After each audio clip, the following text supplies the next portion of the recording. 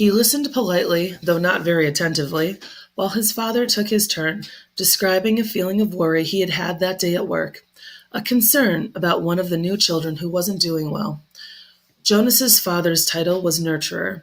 He and the other nurturers were responsible for all the physical and emotional needs of every new child during its earliest life.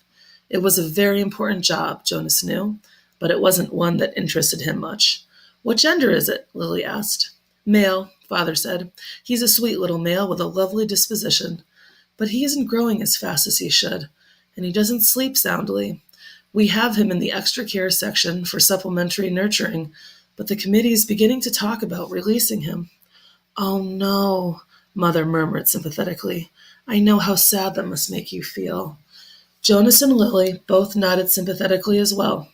Release of new children was always sad because they hadn't had a chance to enjoy life within the community yet, and they hadn't done anything wrong.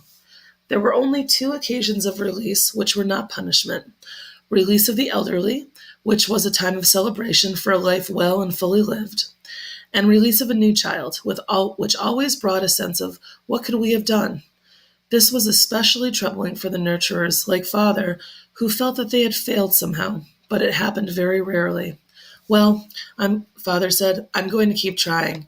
I may ask the committee for permission to bring him here at night, if you don't mind.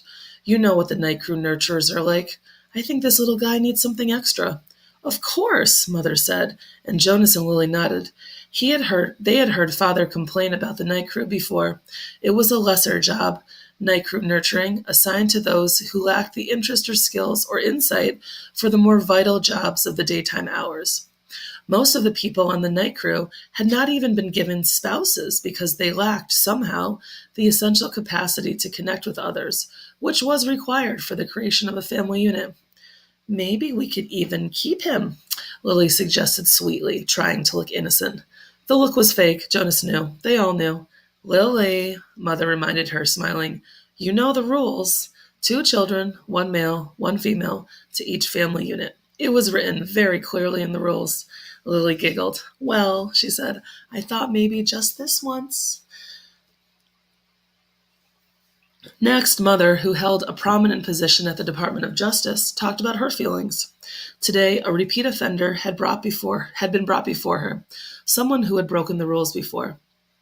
Someone who she hoped had been adequately and fairly punished, and who had been restored to his place, to his job, his home, his family unit.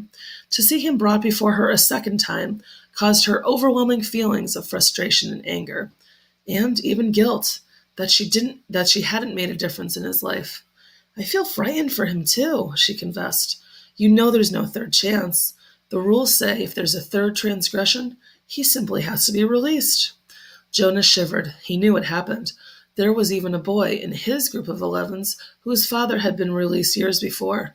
No one ever mentioned it. The disgrace was unspeakable. It was hard to imagine. Lily stood up and went to her mother. She stroked her mother's arm. From his place at the table, Father reached over and took her hand. Jonas reached for the other.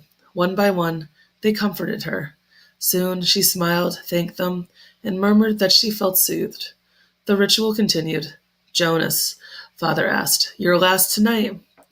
Jonas sighed. This evening, he would have almost preferred to keep his feelings hidden. But it was, of course, against the rules. I'm feeling apprehensive, he confessed, glad that the appropriate descriptive word had finally come to him. Why is that, son? His father looked concerned. I know there's really nothing to worry about, Jonas explained, and that every adult has been through it. I know you have, Father, and you too, Mother, but it's the ceremony I'm apprehensive about. It's almost December. Lily looked up, her eyes wide. The ceremony of 12, she whispered in an awed voice. Even the smallest children, Lily's age and younger, knew that it lay in the future for each of them. I'm glad you told us of your feelings, Father said. Lily, Mother said, beckoning to the little girl, go on now and get into your night clothes.